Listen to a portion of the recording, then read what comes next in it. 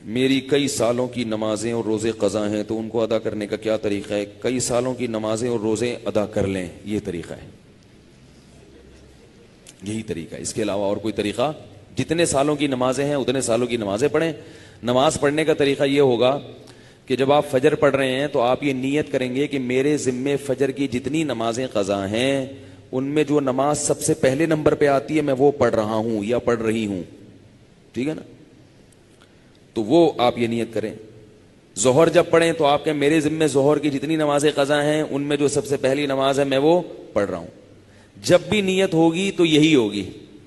جب آپ دوبارہ فجر پڑھیں گے پھر آپ یہی نیت کریں گے میرے ذمے فجر کی جتنی نمازیں ہیں ان میں سب سے پہلی نماز، کیونکہ وہ جو آپ نے پڑھ لی ہے نا وہ تو ذمے میں رہی نہیں ہے، نہیں یاری نا، وہ تو ذمے میں رہی نہیں ہے، تو وہ خود بخود دوسری نماز پہلے نمبر پہ آ جائے گی ان نمازوں میں جو آپ کے ذمے میں ہیں، سمجھ رہے ہو؟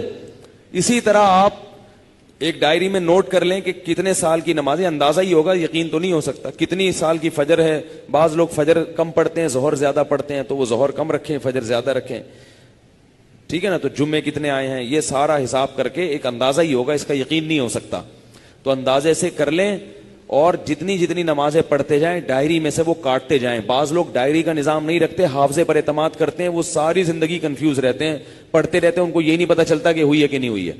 اس لیے حافظے پر اعتماد نہ کریں، ڈائری میں باقاعدہ نوٹ کریں اور جتنی نمازیں ہوتی جا رہی ہیں ان کو کاٹتے چلے جائیں، تو انشاءاللہ یہ نمازیں آپ کی امام مہدی کے آنے سے پہلے پہلے، جس اسپیڈ سے آپ پڑھ رہے ہیں اس میں تو یہی ہے کہ امام مہدی کے آنے سے پہلے پہلے یہ نمازیں آپ کی امید ہے کمپلیٹ ہو جائیں۔ تو بھائی 24 گھنٹے میں کم از کم ایک دن کی نماز لازمی پڑھو، ایک دن کی بھی نہیں پڑھ رہے تو پھر گناہ ہونے کا خطرہ ہے بہت سخت، اور ایک دن کی اگر پڑھ رہے ہو تو اگر موت آ گئی تو وصیت کر کے جاؤ، تو اللہ کی رحمت سے امید ہے اللہ تعالیٰ معاف کر دیں، کیونکہ انسان اس سے زیادہ کا مکلف نہیں ہے نا۔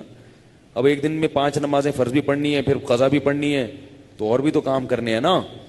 بعض لوگ تو ایسے ہوتے ہیں اولو العزم ہوتے ہیں کہ وہ ایک دن میں 5 دن کی نمازیں قضا پڑھ لیتے ہیں۔ ہمارے حضرت کے ایک مرید تھے، وہ تقریباً 50 سال کی عمر میں دین پر آئے، گورنمنٹ میں کسی ادارے میں آفیسر تھے۔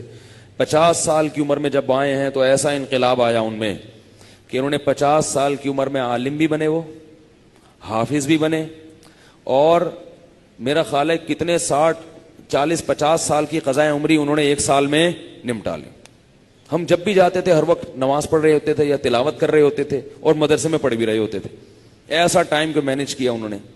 تو ایسے لوگ بھی ہیں، لیکن بہرحال شارٹ ہیں ایسے لوگ، تو آپ ایسے نہ بنیں، اتنا ہی کر لیں کہ 24 گھنٹے میں کم از کم ایک دن کی۔ پھر قضاء عمری پڑھنے کا کوئی ٹائم متعین نہیں ہے، فجر کے وقت میں ظہر کی پڑھ سکتے ہو، ظہر کے وقت میں فجر کی پڑھ سکتے ہو، مکروہ وقت نہ ہو۔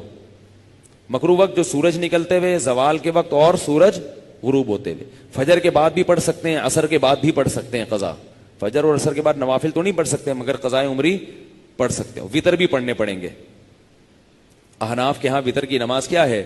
واجب ہے۔ اس پہ دلائل کیا ہے؟ یہ کیونکہ آج کل کلپ ایسے آ رہے ہیں کوئی واجب کچھ نہیں ہوتا اور یہ سنت موقدہ کچھ نہیں ہوتا، یہ بھی آ رہے ہیں کلپ مارکیٹ میں، تو وہ نہیں، فجر کی سنتیں نہیں پڑھیں، بس فرائض پڑھیں گے، فرائض پڑھیں اور وتر پڑھیں، ٹھیک ہے نا؟ اور فرائض میں یہ آسانی ہے کہ تیسری اور چوتھی رکعت میں اگر کچھ نہ بھی پڑھیں تو بھی بول لینا چلے گا۔ فرض کی تیسری رکعت میں 3 دفعہ سبحان ربی الاعلی کہنے کی بقدر کھڑے رہیں تو بھی نماز ہو جائے گی، ٹھیک ہے نا؟ تو فجر یعنی فرض کی تیسری اور چوتھی، وتر میں تیسری رکعت میں پڑھنا پڑے گا، فرض کی تیسری چوتھی رکعت میں چاہیں آپ مختصر قرات کر لیں، تیسرا کلمہ پڑھ لیں تو یہ بھی ٹھیک ہے، بہتر ہے سورہ فاتحہ پڑھیں تو زیادہ بہتر ہے، تو یہ بھی، اور اس سے نماز آپ کی مختصر ہو جائے۔